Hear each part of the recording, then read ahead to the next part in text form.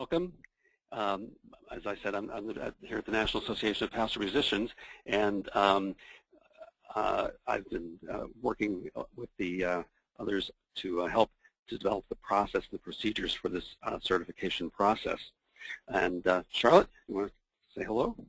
Sure. Hi, my name is Charlotte McCorkadale.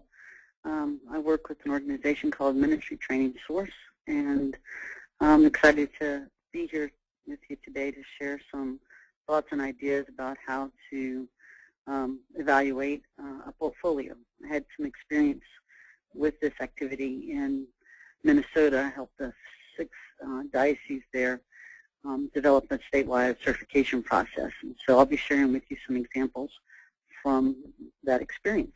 Great to be with you. Great, thanks, Charlotte. And we're going to begin with prayer. So, Charlotte. Advance the slide there. Yes.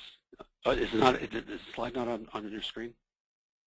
It's just, no, I have just the PCRC orientation. I have the title slide. Okay, hold on.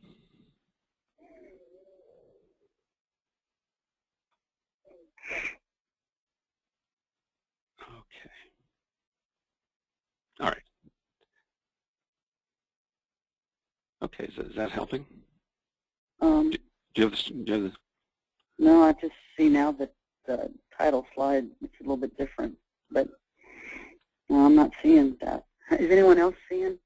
Oh, well, I'm going to unmute everybody, and I'm going to ask you if you are seeing the prayer slide. Okay. Hello, everybody.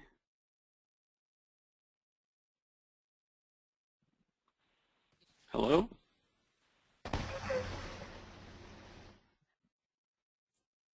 Hi Hello, there. everybody. Hi. Can you see the slide that says "Let us pray"? No. No. Uh-oh. I don't know what's wrong. It should be showing. I've moved the slide. Why isn't it showing to you folks? Oh, it says no one sees your screen. Why? That's why.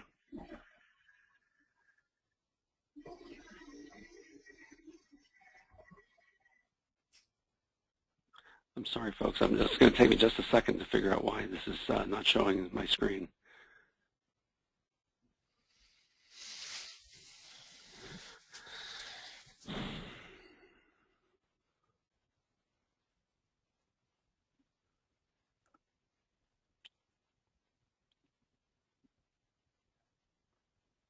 I've never had this happen before.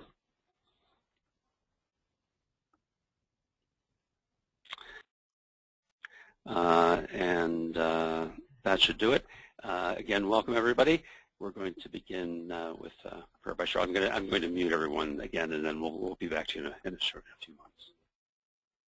Okay, here we go. Charlotte? Hello, Charlotte?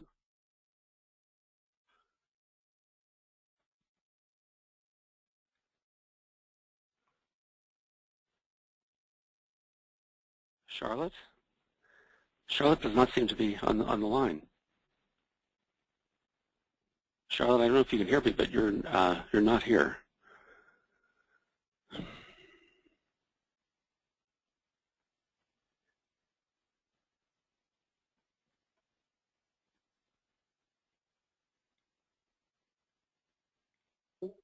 Oh, Charlotte? Yes, okay. Oh, sorry. It all of a sudden required me to enter a PIN, so okay. I just did that. All right, let's try it one more time. All right. Maybe if we could just pause this morning to once again recognize our loving God's presence within each of us and within this community gathered from throughout the country today.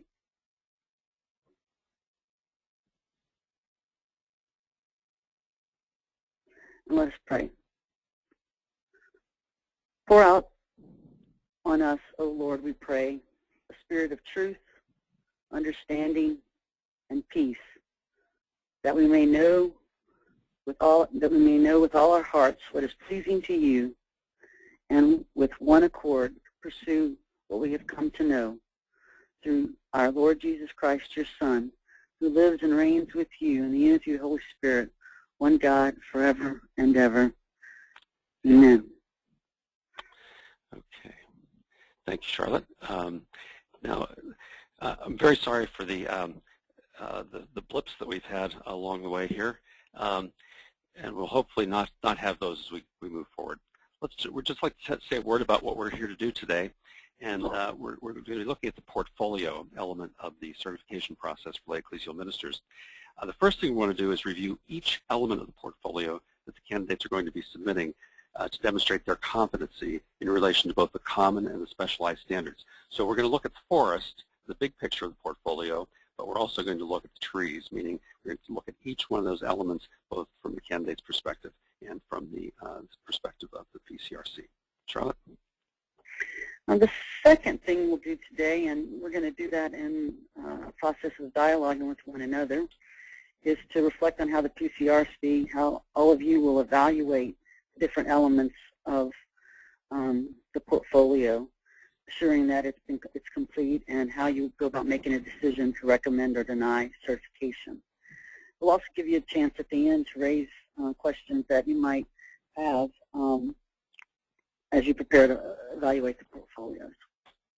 And along the way, in order to enable that that dialogue and those questions, we'll be unmuting everyone from time to time. So you need to be aware that any background noise that you have can be heard by everyone. So I just encourage you to try to make sure your environment is as noise-free as possible. And if you're on a speakerphone, it's better if you use the receiver, because speakerphones have a tendency to pick up lots and lots of background noise. So having said that, we're going to now ask everyone to introduce themselves.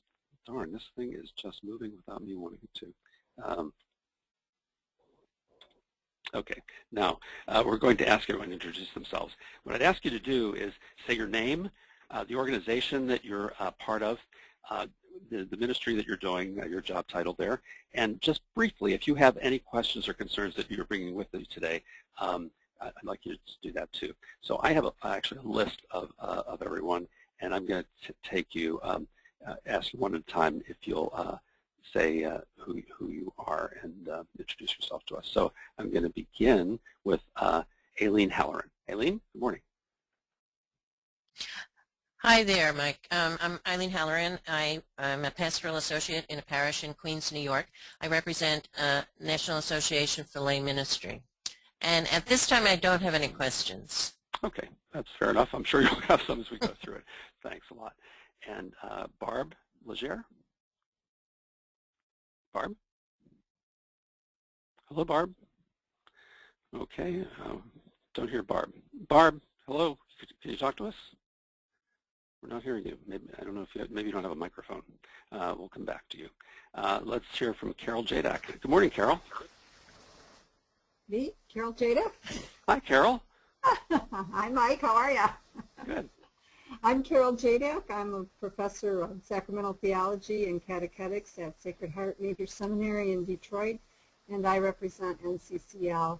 And I'm so excited with this whole process. It's been a long journey, but awesome, and I'm glad we're reaching this point, and I have no questions at the moment. Okay, thanks. And Joe Pergerville, good morning. Joe? Hello, Joe. Good morning. I'm Joe Pergerville. I work in the Diocese of Tucson, and I'm representing NFCYM. And I'm going to hold off on my questions just a little bit. All right, Joe. Thanks. It's good to hear you. And then I'm going to go to Joe Merck. Hi, Joe. We're saying, getting it well. For some reason you're not unmuting. I don't know if your sound is not there, but we'll come back to you. Jolynn Krempecki. Hello. Good morning, Jolynn. Good morning. I am here in the rain in Trenton, New Jersey. I am with the Institute for Lay Ecclesial Ministry here in Trenton, which is a lay leader formation program, and I am with the NALM group for the Alliance. Great. Welcome. And let's Juan Rodriguez. Yes, I'm Juan José Rodriguez. I'm the regional coordinator for Hispanic Youth and Young Adult Ministry in the Southeast. We work with 30 dioceses here in our institute. And no questions now. Okay, great. Lee Sturton, good morning. Lee? Yes, hi, good morning. This is Lee Sturton with Ministry Training Source, and I would be representing the National Federation for Catholic Youth Ministry. Also, no questions at this point. Okay, great. Patrick Mooney, good morning. Good morning. This is Patrick Mooney. I work at a parish currently, St. Benedict's in Phoenix, Arizona, and I too have no questions. Okay, thanks. And which organization did you say you were with? NFCYM. Sorry, I didn't. Okay, I'm sorry. I thought I just zoned. Thanks a lot. And Rita Thyron, good morning. Good morning, Mike. Good morning, everyone. I'm Rita Thyron, and I'm representing the FDLC, and pleased to work with Charlotte and Mike and Sister Angela on the task force. Great. And Rita has been gracious enough to take notes today, so that if there are any significant pieces of information that everyone needs to know, we'll have a record of those. I'm going to go back and see if I can find Barb Legere. Barb, are you there? Still not hearing Barb. Okay. Well, we're going then to move ahead and move on to our next thing. You know, when we're talking about the portfolio, it's really important to have it in the context of the whole process. And remember, this is at root a very simple process, a three-step process. The first one being the application for admission to the process itself. And we spent a whole webinar kind of looking at the kinds of documentation that people need to produce for the PCRC to consider as to whether the person should even become a candidate for certification. And at that point then, the second phase of the process begins, which is the preparation of materials by the candidate.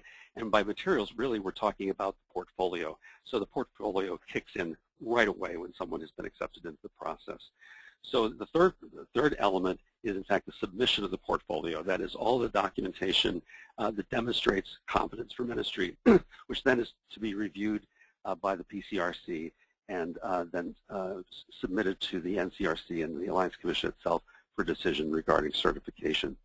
So what we're talking about today is really, really central to the whole process. It's the way people really demonstrate that they, in fact, are competent for ministry. Charlotte, you want to add anything to all that? Charlotte? Charlotte, darn. Charlotte, I'm sorry. Somehow you got muted. Okay, that's all right. No, Mike, that's great. What you have there is fine. Okay, thanks. All right, then we're going to move right along to an overview of the portfolio. So we're going to look at the big picture of what exactly is involved in the portfolio. We're going to look at the forest first. And I hope all of you got the email that I sent earlier today referring to this document, the process and procedures document that's found on the website www.lemcertification.org.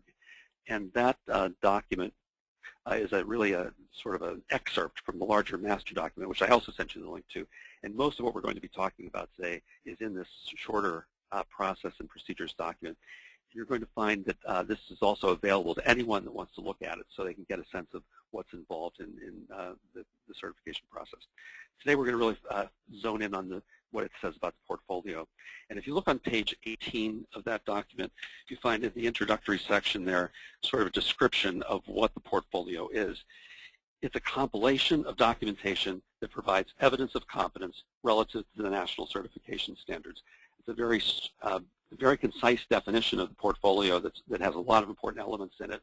One of them is that it's documentation. It's documentary evidence that the person is in fact competent for ministry, and that competence is always in relation to the national certification standards, which is another document, by the way, that you can find on the lemcertification.org website with very detailed and very carefully crafted standards that describe what it means to be competent for ministry.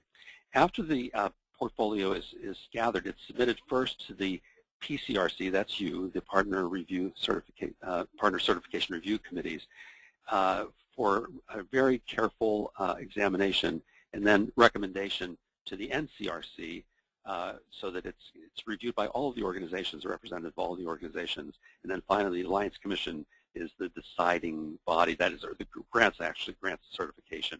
But the really hard work of this is to be done at the PCRC level, and that's you. That's why it's so important for us to be here today. A successful portfolio really is that it says that someone is competent in one's own ministry, and it's competent in both the common and the specialized standards. There's no such thing as a generic lay ecclesial ministry in this view of it. Each ministry is expected to demonstrate competence in 4 common standards, but also in specialized as well. And when the portfolio is accepted by the PCRC, NCRC, and Alliance Commission, it's a recognition of that competence for a specific ministry, and that is what certification is. It's simply recognition by one's peers in these organizations that one is competent for the ministry that they are applying for certification for. Charlotte, anything you want to say about that slide? Well, you know, sure, I'll jump in here. Yeah. One of the things that we're going to talk about today is a missing piece of work that the Alliance doesn't have, and we're hoping that all of the PCRCs, and especially the PCRC chairs working together as members of the National Certification Review Committee, the NCRC, will be able to help create, which is a rubric for evaluating the portfolio. So today we're going to be talking about some of the specific evidence, but we'll start the process actually today of beginning to create that rubric, and that's one of the things why Rita's agreed to take some notes on that. But at the end of the process, I think you'll begin to find some, after you've actually had a chance to look at a portfolio, you'll be able to create a rubric based on that experience in terms of how, you know, because it'll become clear to you, I think, right away as you start to look at portfolios, what is a good portfolio, what is good documentation, and what is less helpful documentation, or documentation that really doesn't really demonstrate what we're looking for. Great. Okay. Well, let's now look at what kinds of documentation are included in the portfolio itself. There are 3 types of documents, and that's why these are divided in. I mean, there's just a whole lot of stuff, but basically they're in 3 categories.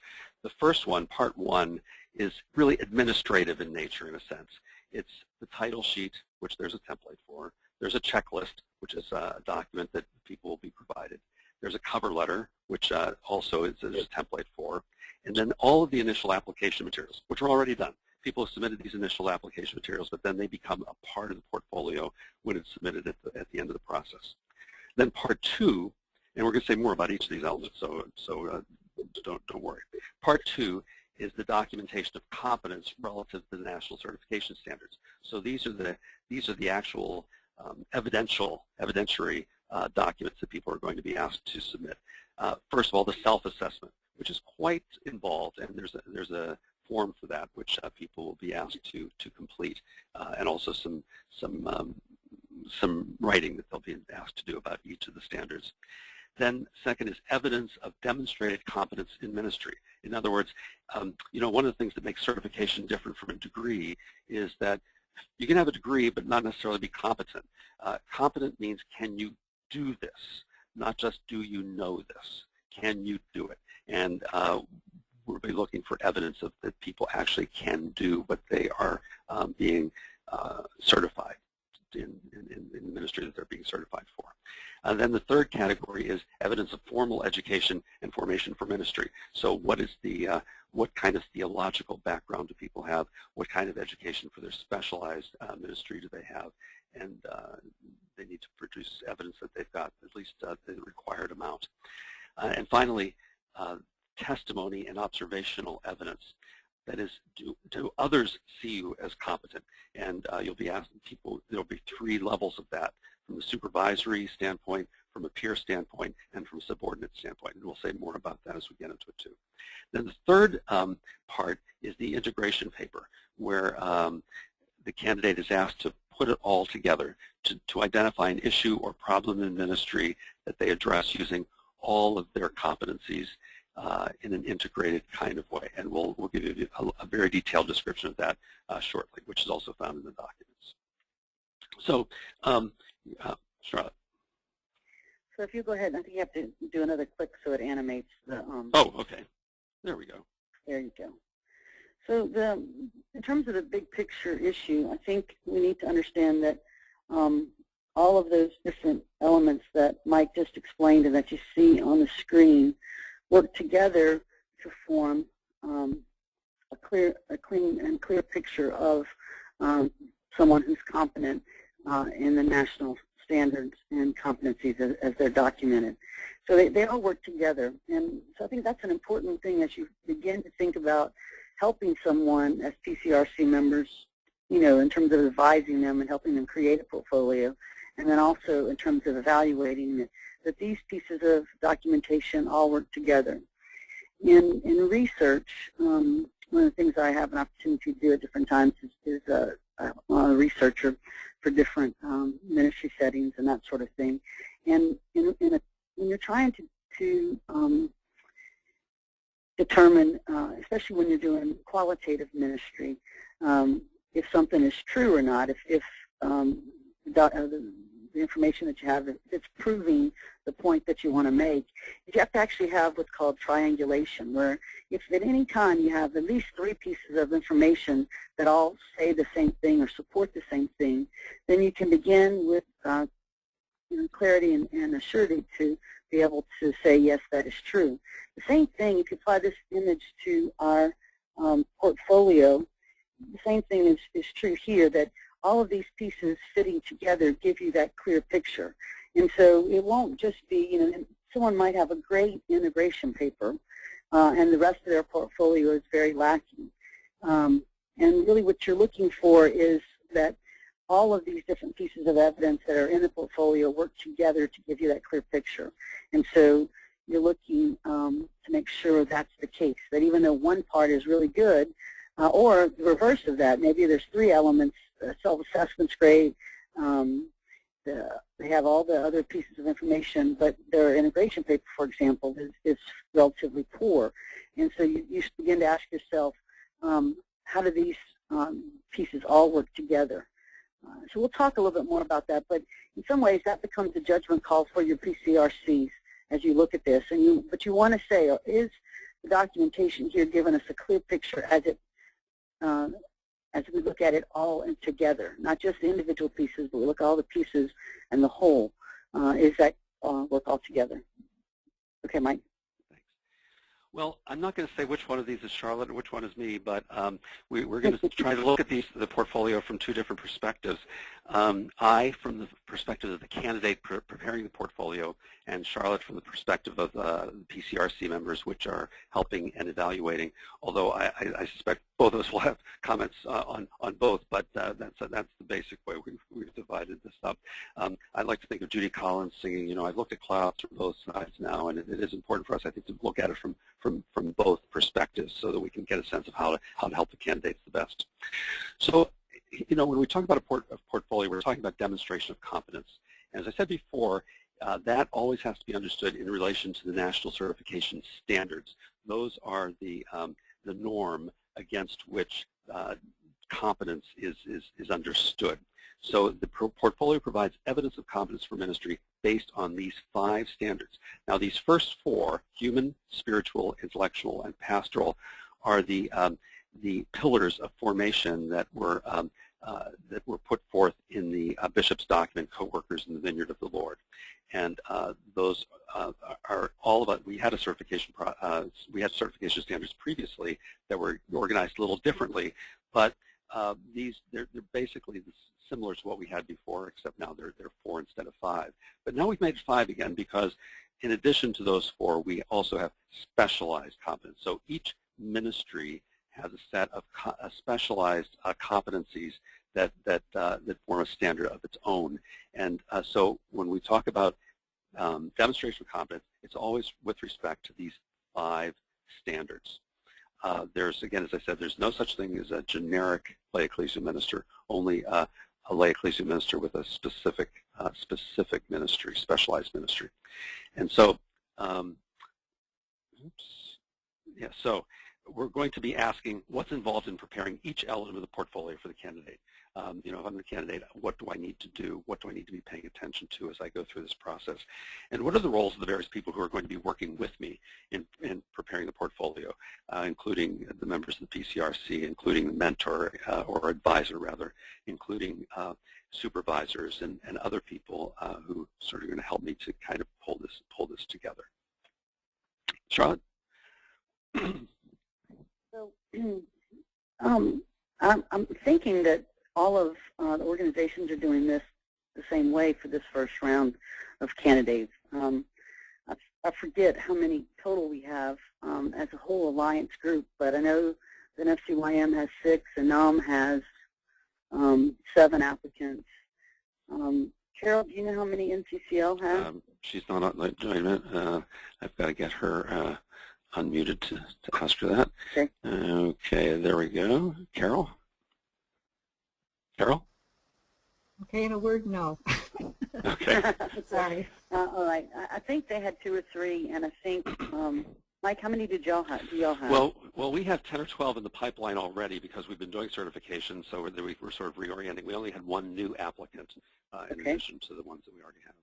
And I don't think SDLC has any for this first round. I don't believe so. Let me ask Rita. Rita, do you know? Yes, we're considering 2. Oh, we have there you go. applications. Oh, excellent. Oh, excellent. All right, great.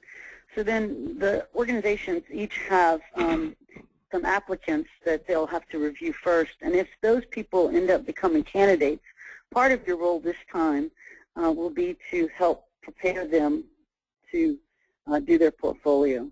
And as you're in that role with people that will at that point be candidates, they're going to continually ask you the question of, does this count or will this count? And so as you're advising them, one of the things you need to be aware of is that you're helping to guide them, give them some advice, but be real clear that it's not ultimately just your decision about what counts. And so, you know, there's a real balance between helping them, coaching them, giving them some direction, but not doing it for them and not, you know, communicating a final decision for them as well.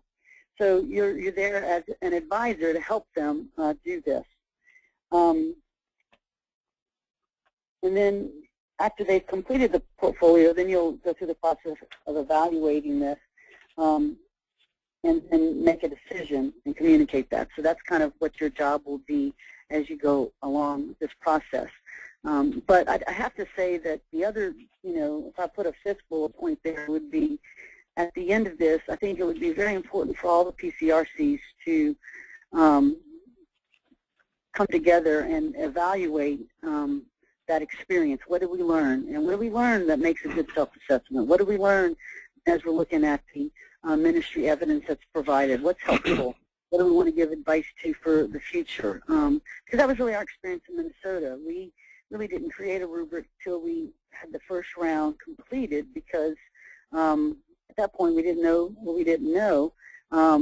We had some ideas of what we were looking for, but when it, you know, actually came to be in an actual portfolio, it began to be very clear in terms of what was good evidence and what evidence was poor. Okay, great. Thanks, Charlotte. So let's move on to this, looking in detail at each element of the portfolio. And now we're going to look at part 1, which is the title sheet, checklist, cover letter, and initial application materials.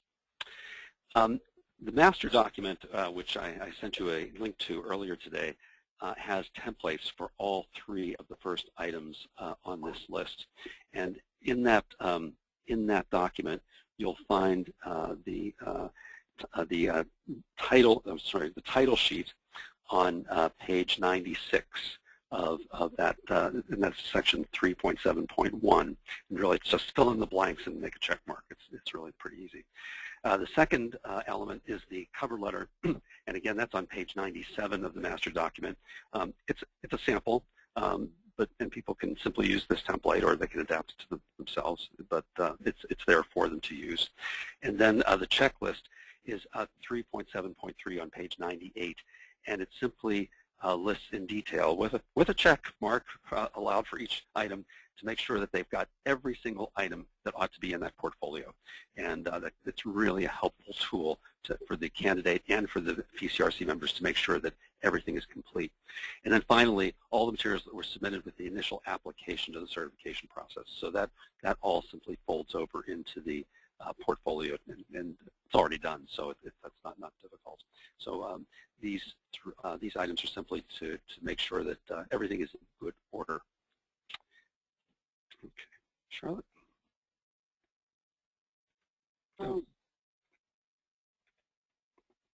Okay.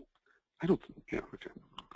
So as you're thinking about the criteria that you would use to evaluate the portfolio, I think there's a couple of things that we should consider.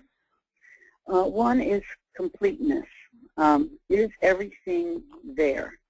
I think in your role as advising, you need to make sure they understand that checklist is very important, and that if a piece of documentation is missing, then that would be a problem for you, right away to say this is not an acceptable portfolio that we can't evaluate because we don't have all the documentation. I think one criteria would be completeness. The second one would be clarity. Is this documentation clear? Can I clearly see how a piece of evidence that's in the portfolio is linked to a specific standard or even maybe a specific competency? So you're really looking for clarity. And then I think the final thing in terms of a criteria is, you're going to be relying, and some of this is a subjective judgment call on your part, but you're going to be relying on your own ministry experience. And so I think appropriateness is another criteria that you're going to be using. As you look at someone's self-assessment or read an integration paper, it'll be clear to you at times that something is appropriate or inappropriate in terms of how they describe or what they do, And so I think those are some of the overall pictures that you want to look at in terms of criteria for the portfolio. Great. Thanks, Charlotte. Now, once they've got the easy stuff out of the way, which is the administrative stuff, now the heart of the portfolio is this second section, which is the documentation of competence relative to the national certification standards. And you'll find this first element. We're going to go through now each element in this section. And the first one is this, the self-assessment. By the way, before I get to that, I just want to say, let's hope our candidates don't feel as overburdened as this poor guy does. I mean, hopefully our portfolios, fortunately they'll be electronic, so the stacking is not as important. All right, here we go. The self-assessment is really the first item here. And you'll find this in the master document on page 103. There's a form for this, and it's very detailed. And what it does basically is take the standards, the national certification standards, and make them operational. So if you happen to have that document handy, you'll see that for each section, there's a statement of the standard itself. Say under human, the standard 1. Lay ecclesial ministers demonstrate the qualities of human maturity needed for fruitful ministry with the people of God. Then the vision statement, which kind of lays it out from a theological point of view, usually from a quote from one of the documents. And then the core competencies are listed one by one. And for each core competency, the candidate is asked to rate him or herself to show, first of all, the evidence of the competence that's stated. Like what shows that you have this? Second, to rate themselves on a 3-point scale, and then finally to make a comment about that competency in their own ministry.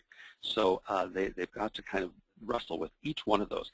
And luckily, the framers of the standards also included as an appendix a list of indicators for each of the competencies. Like, how do you know that you have that competency? Well, here are some indicators that can help you know whether or not this is something that you've accomplished. So that's a help both to the candidate and the PCRC members, anybody helping the candidates. Then after they've gone through rating themselves on each of those competencies, for each standard, each section, human, spiritual, and so forth, they're asked to describe their strengths for ministry in that area, summarize their needs for further development, and then ask how they're going to address those needs for further development. Assuming that certification is not graduation and the end of one's formation, but rather an invitation to keep growing in ministry, people are asked to say how are they going to keep growing, and then to calculate the average of their rankings and record it. So it's a very detailed kind of self-assessment that people are going to be asked to do, and we're going to see this system again when we get to the question of observational element evidence.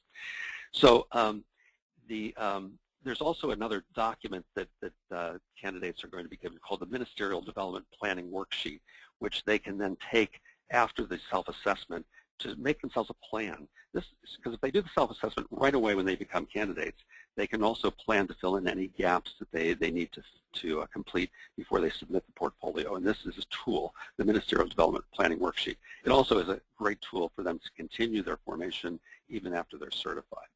Now, one of the things you notice is that for each of the competencies, there's a place for them to list the evidence. And so there's an opportunity for people to give documentation that shows that they have a particular kind of competency. We're going to talk a little more about that in another list of things for people to do. But for now, we're going to leave that aside, and I'll let Charlotte pick it up from there. Well, one of the challenges with using self-assessment as a piece of documentation is that oftentimes people don't know what they don't know. And so as you're using a self-assessment to evaluate a portfolio, there's a couple things that you want to consider. But let me first say the best way that you're going to prepare yourself to evaluate someone in terms of their self-assessment documentation is for you to actually have to go ahead and complete the self-assessment yourselves. Now, maybe you don't want to ask your PCRC members to do entire self-assessment, but you should at least ask folks to do one or two of the standards, because as you go through that process, you'll kind of be able to get inside the experience of the candidate as they're trying to do it. The self-assessment is the only place in this entire portfolio that people are asked to reflect on each and every competency in the document, underneath each of the standards as well as the specialized competencies.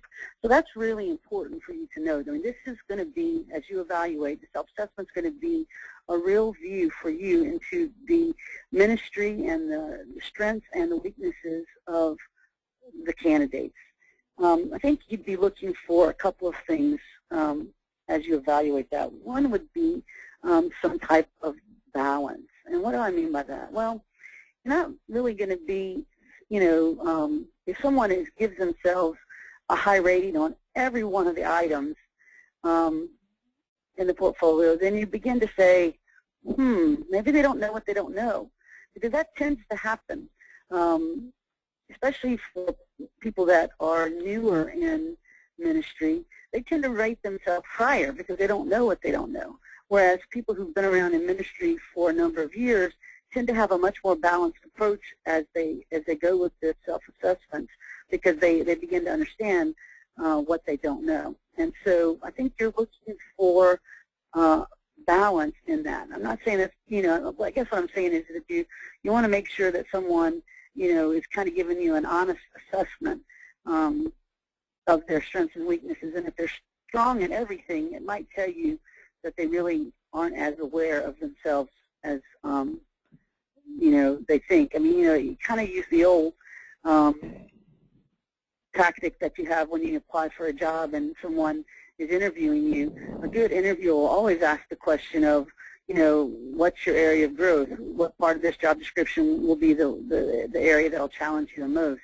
So, and how someone answers that tells you a whole lot about who they are and how effective they might be in the job that they're applying for. The same thing is true with the self-assessment. And so you really want to look for them to give you some specific examples. One part of the whole self-assessment form after the rating is to say, how do I demonstrate this in my current ministry setting? Now, as you're guiding them through completing this, Mike referenced the indicators, and you really would want to point them in the direction of the indicators, because that'll help stimulate their thinking about how they actually can, respond to that self-assessment and give specific examples. Because when they look at the indicators, they'll start to go, oh, I know that. Oh, I did that. Oh, I did something similar to that. It'll help them begin to think about that. So the indicator document as part of certification is really important. They don't have to have, obviously, all the indicators that are there, but those are just examples of what competence and what good evidence might look like. Great. Mike, can we unmute everyone for just a second? Sure. Hold on. Here we go. I'll just unmute everybody. And, oh, sorry. You know what I have to do? I have to do each one individually. So, but I'm going to start. Go ahead and doing that if you want to kind of pose whatever question you've got.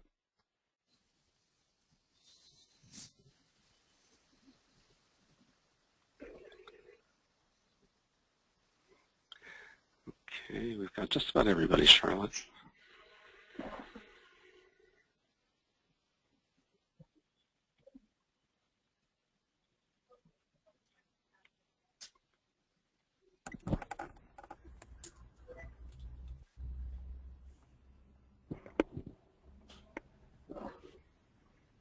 Okay, except Joe Mark sort of refuses to be unmuted. I don't know why that is, Joe, but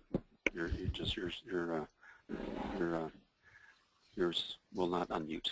Maybe your other computer. Okay, good. We're all here. Again, please be aware of background noise. Go ahead, try Charlotte. Did I lose Charlotte? Okay, there you are. Charlotte, hello? There you go. Yeah, I'm here. Okay. Okay. So someone tell me some comments that you might have about the self-assessment, or questions you might have.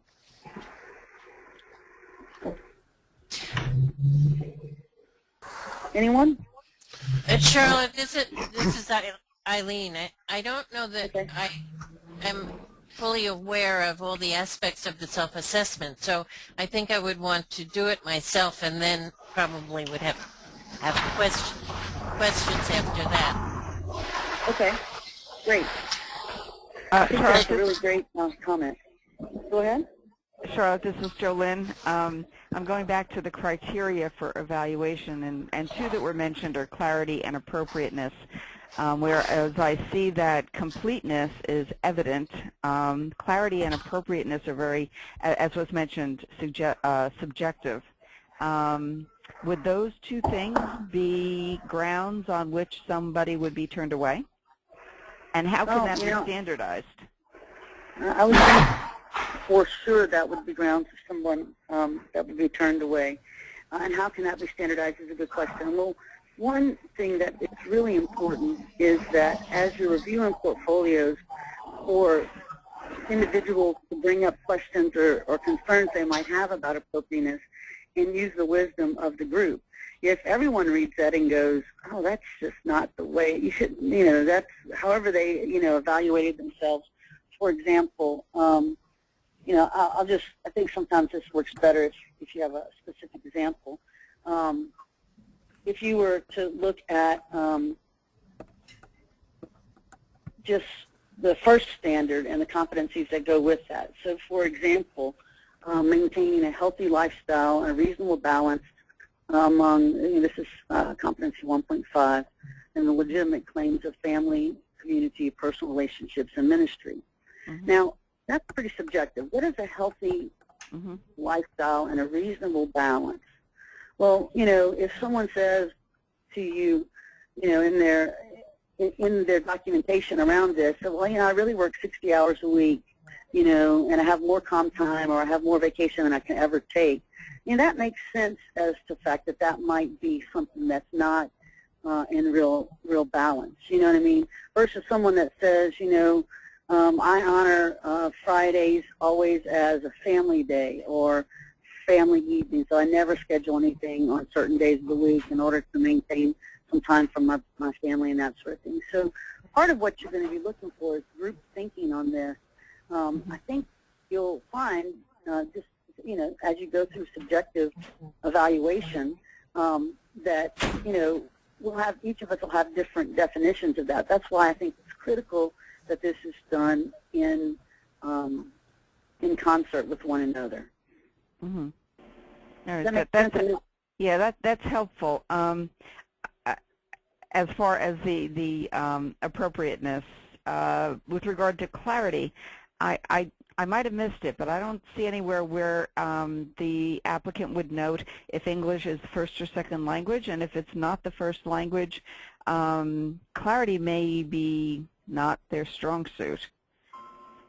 Yeah, that's a really good point, and so and that's something that I think those are, I don't know, Mike, we just might want to make note of that in the material somewhere, if we can find that kind of thing out, because there will be other barriers to clarity and to be able to communicate themselves. Some people will have a hard time, talking about themselves, because they'll feel like it's they're being prideful and that, and that sort of thing. And so I think as we advise people and coach people on how to do this, I think the important thing is to say to them, you're just like a photographer would put together a portfolio. They're not going to give you all black and white images. They're going to give you some color. They're going to give you some stills. They're going to give you some images of people, some images of scenery, and that sort of thing. They might have an area of specialty, and black and whites might be their specialty. However, they're going to show you the breadth and depth of their portfolio, of their work and their abilities. The same thing's true in a portfolio. You want to see that breadth and depth of their portfolio. So I think clarity is one of those things of, it really kind of lends itself to specific examples. So, for example, back to that example of competency 1.5, maintaining a healthy lifestyle. Well,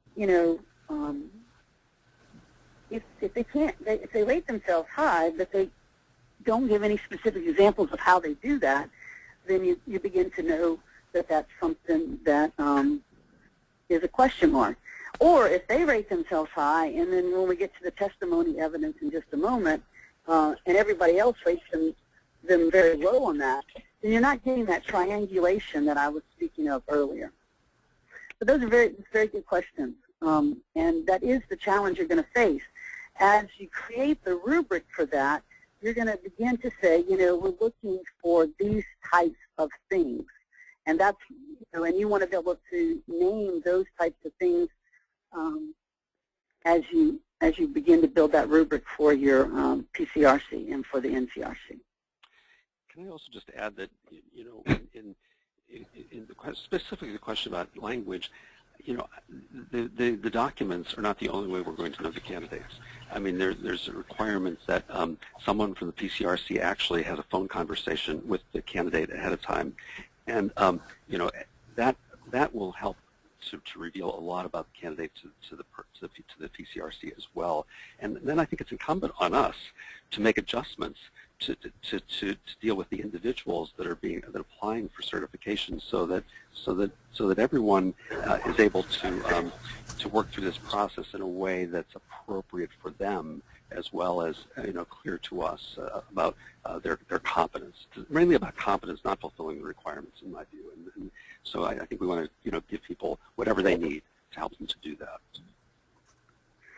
I mean, if I was evaluating a portfolio, you have to think about where do you start, with this. And, one strategy could be to start with the self-assessment and then go through the portfolio looking for evidence that actually links back to that self-assessment that says yes, and that supports their assessment. Again, that whole concept of triangulation. They say they're good at this. Where else do I see that that's evident? Does that make sense? Totally. Yeah. Yes. Mm-hmm. All right, great. All right. Shall we move on? Mm-hmm. Sure. Okay, I'm going to mute everybody again for a little while because, yeah? No? Because we are getting a lot of background noise and some feedback, so I'm going to do that. And there we go. Okay, so Charlotte and I are back on the microphone, and we're going to move on to the next element of the portfolio. We began with the self-assessment, but then the next thing I think talk about is the evidence of demonstrated competence. We've heard people say it for themselves, and now we're looking for external indicators of their competence for ministry. And in the portfolio, there are really two places where this occurs. One of them has to do with the self-assessment itself. That is the documentation and evidence to support the competencies that are affirmed in the self-assessment. And you notice that in the self-assessment, people are asked, well, what's the evidence that you, in fact, have this competency? And some of those ought to be demonstrated in ways that are external to themselves. That is, some kind of supporting document. So a letter from their spiritual director, or and there are some examples given in the master document on the kinds of external evidence that are appropriate and kinds that aren't. For example, to say I went to a retreat and then just to give a flyer from that retreat is probably not really evidence enough, but rather some kind of something from the retreat director saying that you were an active participant. So the distinction between just something that really is an external piece of evidence. And Charlotte and I were talking about this earlier, and she'll say more about this as well. Probably there ought to be at least one piece of external evidence for every each of the 5 standards, at least one with respect to each of the 5 standards that they're going to be asked to assess themselves on. And then the second demonstration type of activity that's part of the portfolio is demonstrated session of competence in one's specialized ministry. And if you look on pages 10 to 13 of the process and procedures document, you'll see the grid for what's to be in the portfolio for each of the specialized ministries. And for each one, there is a different kind of demonstration that's being asked. But in each instance, it is something that the candidate does that then can be evaluated. And I'm just going to use music as an example. I mean, it's one thing to know about music, but it's another thing to be able to actually do music. If you can't actually perform music in a way that is musical and competent, then you really can't be certified as a musician. So this can be, applied analogously to other ministries as well, and that's the purpose of the demonstration component in the portfolio for each of the ministries. So, there we go. Okay, Charlotte? So as you think about this supporting evidence documentation, I think, Mike, you kind of hit on something that is real important. If they're giving you flyers of what they did, but no actual evaluation piece of documentation, then that's a weaker form of evidence, than if you were to get evaluations of a retreat that they led, for example, or that sort of thing. So you really are looking for something that actually demonstrates their competence. Now, we all know that, I don't know about you, but that ministry leaders, at least youth ministry leaders, I know I can speak for the ones that are on the phone and for our field, is that, we have very little. I was going to say we're all thieves and we steal a lot, but that seems kind of negative. But the bottom line is that we share very much. And so oftentimes it's going to be really hard with some of this documentation because you're going to say, is this an original piece of work or not? And so I think one of the things you'll be looking for them to include in their documentation is a reference from where they got material and how they adapted it and integrated that into their own ministry setting. And so I think you're looking for, at least this is what we were in Minnesota, we were looking for documentation that could help back up their claim of competence and their abilities. And so evaluations were really good in that way. Or them acknowledging that, this is, because a good ministry leader knows how to find resources. And so this is a resource I use for this, and this is how I've adapted it. This is how I changed it for my ministry context. If they can articulate that, then that's to me is a good piece of evidence. It doesn't always have to be completely their own original work. But prayer services will be an excellent way for them to demonstrate their integration of their theological knowledge. Prayer is a great place for us to do that, and how they integrate that in there. So you'd be kind of looking for those sorts of things. This is probably the area that's the least specific, because it even seems like it's a little unclear in our own documentation in terms of what is actually required. But I will say this, and I would give people this advice as you go forward, is that less can be more in this situation. You know, when we were in Minnesota, we didn't use electronic portfolio, but we literally had one person that brought in one of those kind of little portable file boxes, and they gave us everything they'd ever done in any setting. It was ridiculous. We couldn't possibly go through all that material and do it justice. And so I think one of the things that you need to consider is to invite them to pull their best evidence, not just a whole, you know, not so much of it that, you know, it is overwhelming to you as a reviewer. Just because they have a lot of documentation doesn't mean necessarily that it's a good documentation. But you're also looking for, you know, one thing we haven't talked about is, you know, grammar and spelling and clear organizational structure. So if they're actually writing, you know, in one place it calls for a 1 to 3 page assessment of, you know, after they've looked at all their portfolio, you know, their self-assessment, the assessment that others gave of them, as well as their supporting documentation, they're going to be asked to basically say, you know, how do I see myself as confident in this area? What are the strengths? What are the areas of growth? And what goals do you have? You know, in that kind of documentation, when it's actually written things they're providing, you're for sure going to be looking for correct grammar and spelling. You know, and I would highly recommend that you give them, that you don't serve in this role, but you give them the recommendation to have someone review and edit their documents. Because as Lee says, you know, who's on the call, everyone needs an editor, even those that might write really well. It's important to have someone else take a look at that. So you might for sure want to encourage them to do that when it comes to their written pieces of documentation. Okay, Mike, I'm done. Okay, thanks, Charlotte.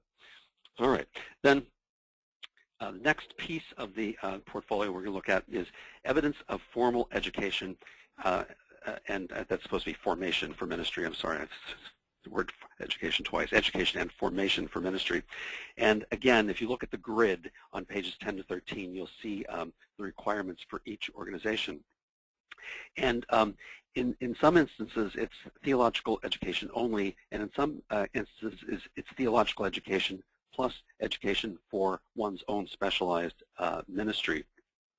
And the criteria vary somewhat from organization to organization, from ministry to ministry, because the required levels are slightly different depending on what that ministry is. For example, I know that for pastoral associates, a master's degree is, while maybe not required, maybe required would be too strong, it's expected normally that the person would have a master's degree. Why? They're performing the same functions as a pastor in a parish, and one expects a pastor to have a master's degree in theology, preferably in ministry, and so that's the criterion.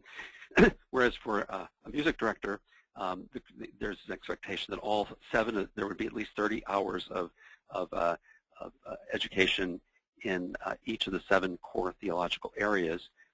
But in negotiating this whole certification process, we came to the conclusion that the baseline would be that at least 4 of the theological areas would be completed by the time of initial certification, with the understanding that all 7 would need to be completed by the time of renewal in 7 years. So it's not assumed that certification is graduation, but that it represents that a person is competent, that the person is competent in ministry for the particular ministry that they're part of.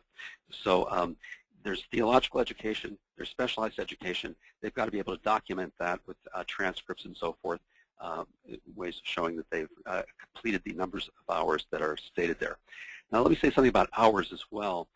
those hours are clock hours, not credit hours. And you notice that there is no indicator of the level or the type of institution. So there was a pretty broad allowance for people to get their hours in a graduate level program, or in a college level program, or in a diocesan ministry program, or some other appropriate way. And it's going to be left to the PCRC to determine if that is an appropriate place or not. And so you really have to make some judgment calls there. And finally, there's the issue of equivalency, that there are ways for people to demonstrate equivalency in a core theological area if they don't have the clock hours.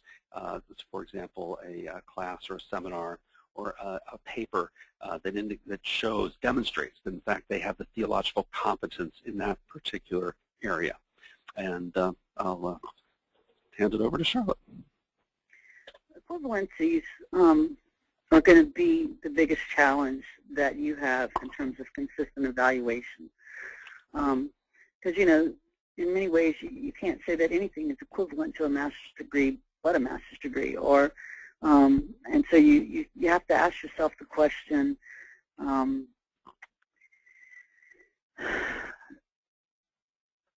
you know, like what would be equivalent in terms of, you have to kind of think about the characteristics of like a degree program.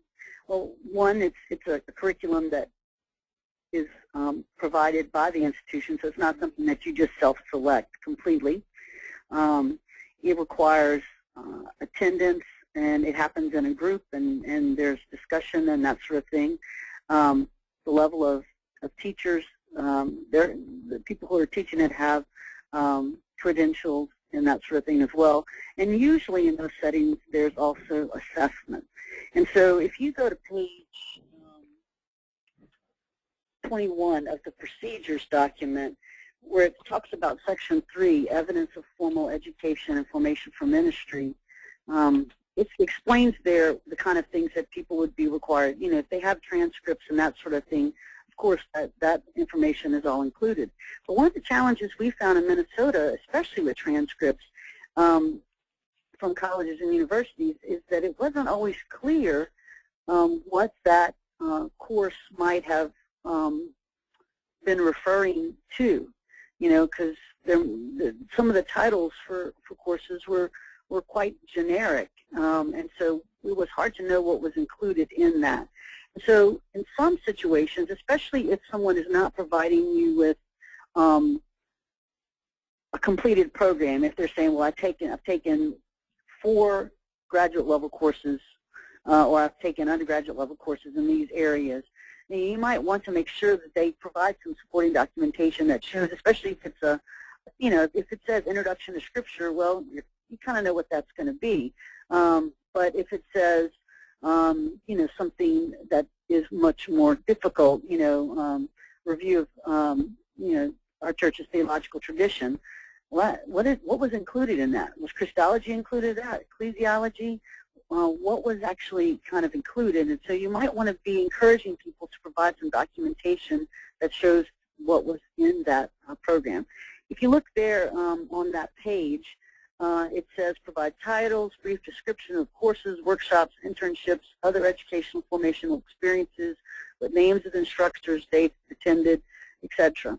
So I would be encouraging them that do they have to do that for every piece of documentation they have for their education? No. I mean, if they're completed a diocesan ministry formation program and you have the certificate of completion, you know, you might want to have them include the, you know, a program overview or something like that to go with it. But in general, I don't think you need all of that specificity if it's completed total program. It's the people that are really trying to create equivalencies that are really, in some ways, need to make the case for themselves. If they say, well, you know, I got this, you know, I've got 12, let me say this, I got 40 hours of ministry formation in the Diocese of Lake Charles, and then my husband got a job in a different place, so I didn't have a chance to complete that program, so then I transferred, and now we're in Mobile, Alabama, and, you know, I took 2 classes from Spring Hill College there. Those are people that are trying to piece their information together for those people, it's even more important that they give this amount of detail in their evidence versus those that have a completed degree or they've completed a ministry formation program.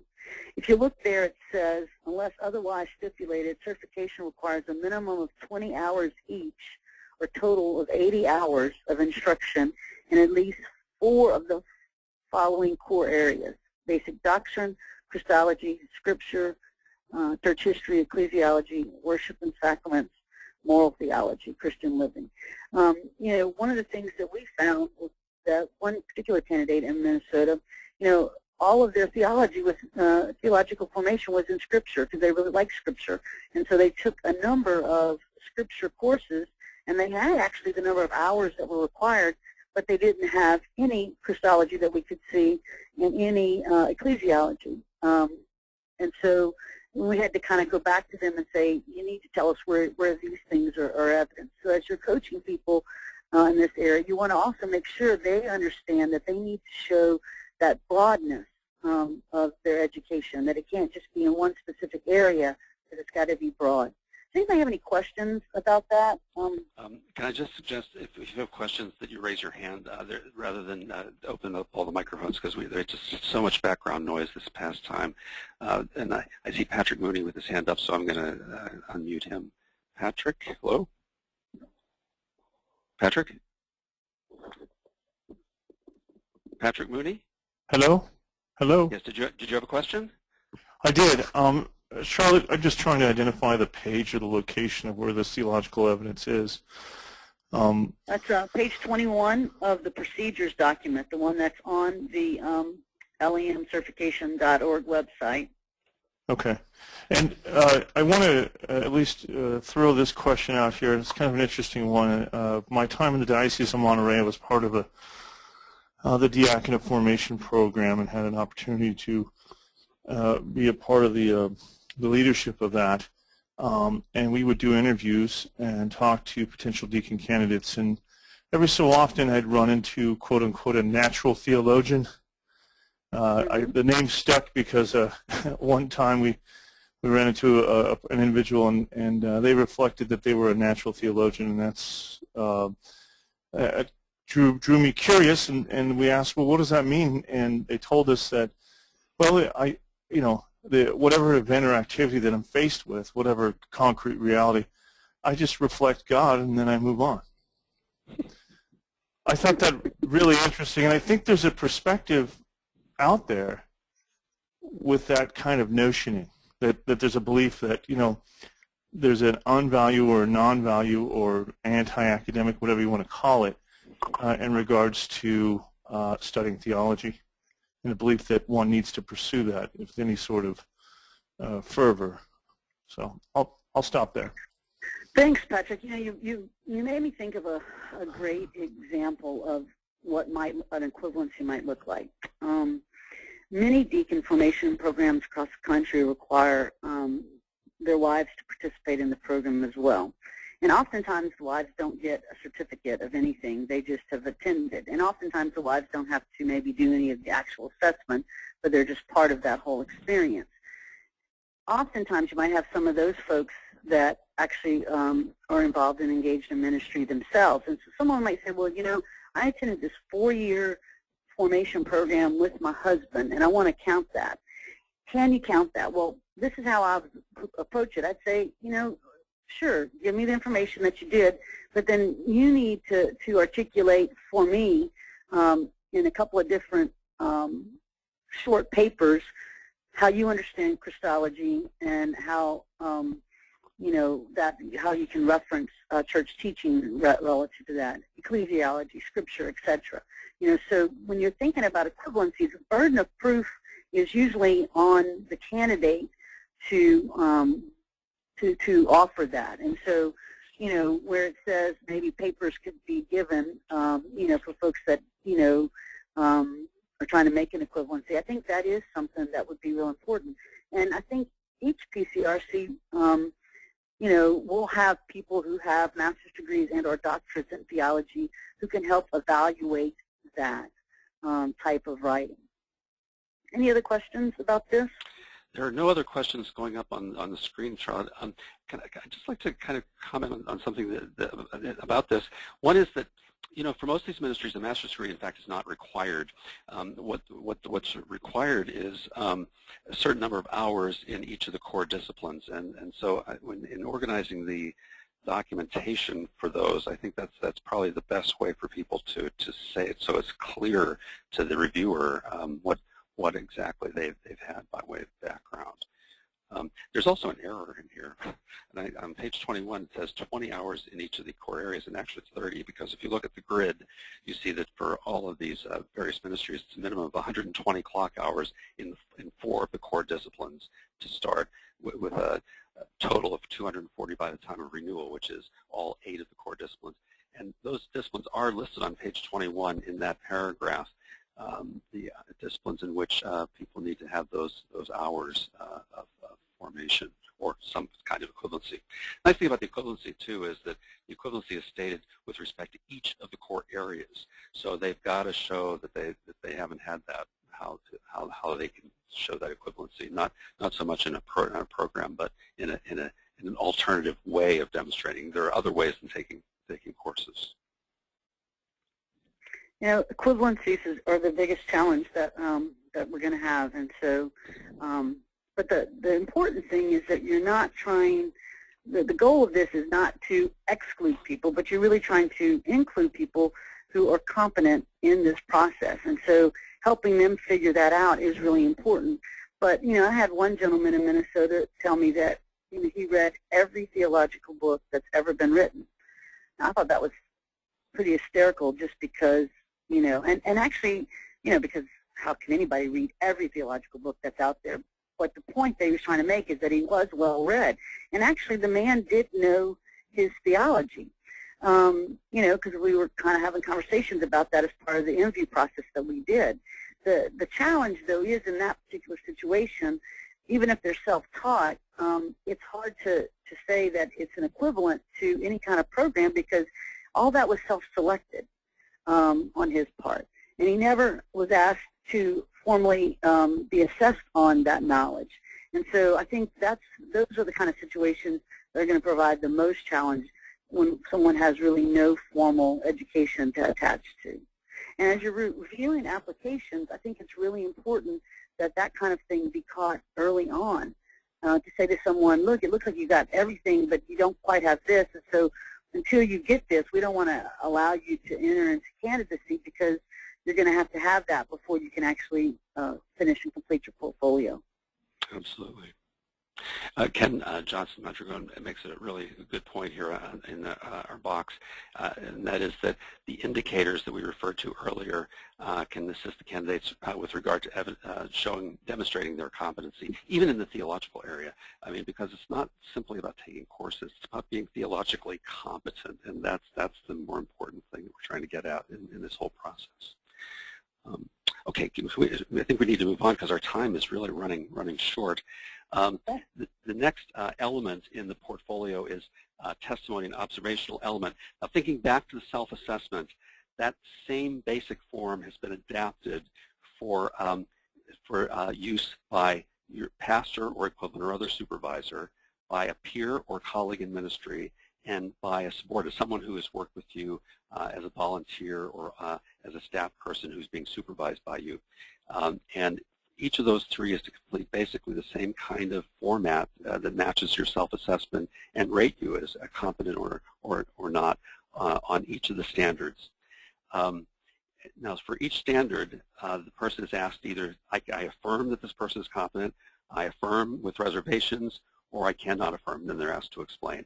And then they're asked finally to provide a summary assessment and overall recommendations so that you're being evaluated as competent or not by people who work with you or work, you know, in conjunction with you. If I was given someone some advice about doing this part, a candidate, the first thing I'd say to them is, you want to include, you're trying to make a case for your competence. So it's okay for you to include people that think you're competent. I mean, that's what you're looking for. And so you're probably going to see in most of your observational evidence, you know, our experience in Minnesota was that, one, it was very, very affirming. People were scared to death of this part, and it ended up being one of the most affirming parts. But it really wasn't helpful if we got an observational assessment that only had the ratings circled and they provided no comments. And so I would really encourage you to encourage your candidates when they get to this part and they're asking folks to complete these observations, is to ask them to give specific examples so that then you can use this data to, you know, compare it to the other aspects in the portfolio. Okay. All right. You know, if one person, you know, this is where your challenge would be. Just one more comment about this, Mike. You know, we had like one person that kind of really rated, one situation where we had everyone rated, you know, everyone else rated them very, very high, and one person rated them very low on everything. Now, what does that tell you if that situation's happening, you know? And so I think that's kind of where you need to make a judgment call. Now, if that's happening across the board, then that tells you a whole lot, too, about their competence. But if one person's rating them low on a number of things, and, you know, for us, that happened to be the pastor when that happened. And part of it had to do with the pastor's overall opinion of this whole certification process, and they weren't really very supportive of the individual. And so, again, we had to be subjective in that. And we had an opportunity for an interview to ask those kind of questions as, you know, as we were evaluating our portfolio. And that really doesn't exist in our process. So at some point, there's going to have to be a way to get at some things. If something comes across that just seems contradictory to the whole rest of the portfolio, so that you can understand what that is. And I assume that the PCRC members are not limited to the procedures that are in here, that in fact, if there's a case like that, that they can certainly pick up the phone and talk to people about it, you know, that there might be instances where that's just a thing that you need to do. I think that's great. I think that would be great. And for your PCRCs to come up with some procedures around that for yourself, how you might handle certain situations. Okay. Well, let's move on because our time, we only have 10 minutes left, and we want to talk about the integration paper, which is the final element of the portfolio. And on page 22 of the procedures document, you'll find a pretty detailed description of why and what with respect to the integration paper. The purpose, as it says right there in this document, is to demonstrate the ability of the candidate to bring to the practice of ministry the resources of one's own human and spiritual formation, appropriate insights from scripture, church teaching, theology, and other pertinent areas of study, and formation and sound practice of one's pastoral ministerial specialization. So here's the structure, and it's, again, it begins at the bottom of page 22. First is a description of a concrete problem or issue in ministry that one has encountered in practice. In my experience, getting people to get concrete about that is one of the biggest challenges, and they probably need some help doing that, finding an issue or a problem in ministry that they can then begin to work through using their own resources. The next is an exposition of material from scripture, church teaching, theology, and other pertinent areas of study that address the problem. That is some real genuine research that shows the use of their theological education in relation to a pastoral problem or issue.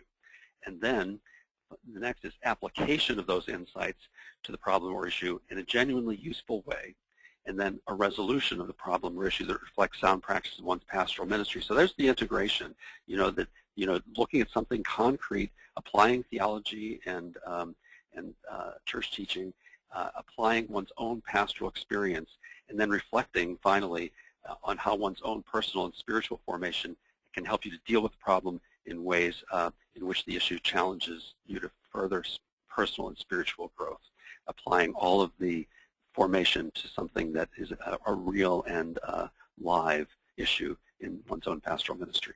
So that's the structure, and I think it's important to keep candidates to the length. Otherwise, you're gonna really have a big problem. They think the length is specified as a minimum of 11 and a maximum of 15 pages, double spaced in 12-point type. so that people don't overdo it. This is the part of the portfolio that has the most detail provided. So it will be easier for you as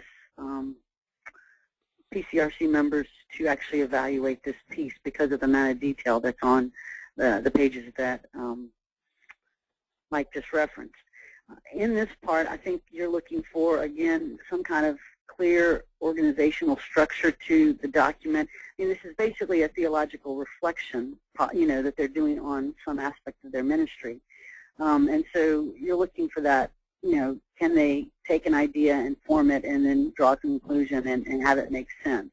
And are they doing that with some type of balance? Are they spending the entire time describing the problem and they really just give very few pages to looking about how that is informed by our church's teaching and theology, etc., and how you apply that. So, I mean, the other thing that you can do really and encourage people to do is if they've completed master's degree programs or ministry formation programs in a diocese, oftentimes they've had to do theological reflection papers. And so as they're trying to think about what they might do it on, they might actually have some of that already done in the work that they've done for school. I think the important thing, though, is to make sure if they're going to use some type of thing that they've done in the past, is that they would then adapt it for this particular situation. But you'll be, I think, pleasantly surprised that people actually have some of this documentation already done as part of their formation. We only have about 5 minutes left, and there are a couple of questions in the box here that I'll address. And if you have another question, please click on the raise your hand icon on your screen so we can let you talk. But let me get these questions off the box, and you can just put it in the box if you like to. Where in the master document do we find the templates for the observational, the testimonial observational assessments? And that is in the master document on page 117, section 3.8, testimony observation form. So there's an actual form for people to complete. And then the question also is, if these assessments are terrible, will that prevent the applicant from moving forward? Charlotte, do you want to address that? Yes, I think so. I mean, I think one of the things that you might say to folks is, we can see that you do have a lot of skills and experience, but we need this to be articulated better before we can actually approve you for certification. So sometimes in Minnesota, there wasn't no, it was just not yet, based on whatever materials that were there. But, again, what you're looking for, maybe their integration paper isn't that good, because you'll get to see a couple of them. And when you see a couple of them done, you'll go, oh, yeah, this is the better one. This is the thing we're looking for versus the other. But if you have, say the integration, say they're not a very good writer, they just haven't done a whole lot of that. They're not a very good writer. But everything else is really good. I wouldn't eliminate someone based on their inability to completely articulate this. But if they have a pretty poor observation, a pretty poor integration paper, and their self-assessment isn't done very well, then you begin to say, this is triangulating for me that this person isn't competent, and either they need to go back and get some more formation or they need to take another run at those things. Here's another question about equivalency in the theological area. So suppose someone missed Christology and they submit a paper to show competence in that area. Are the PCRC members expected to determine suitability based solely on the one submission, based on orthodoxy, based on what? Can I just say this first, and then Charlotte, if you want to jump in? Sure. Theology is not the catechism. I mean, the catechism certainly can play a role, but it's not simply being able to mouth the catechism answers. It's the ability to theologize. That is, that's faith-seeking understanding, and its ability to dig in and to show that you've got a breadth of knowledge of the history of Christology and what the issues are in Christology and what impact it has on the overall faith of the church. So it means that you probably need somebody who has background, in a strong background in Christology, to be able to read that paper and say, yes, this person is competent in the area of Christology. That paper really shows that he's got a breadth of understanding of this particular area. That's what I would suggest. Charlotte, you want to? And if you don't have that on your PCRC, you might need to go outside of that to find someone that would give you some opinion about that as well. Exactly. Can you read the question one more time, Mike? Yeah, sure. I'll read exactly as she wrote it. In dealing with equivalency, when someone submits a paper to show competence in a theological area, are the PCRC members expected to determine suitability based solely on the one submission, based on orthodoxy, or based on what? Based on what, right?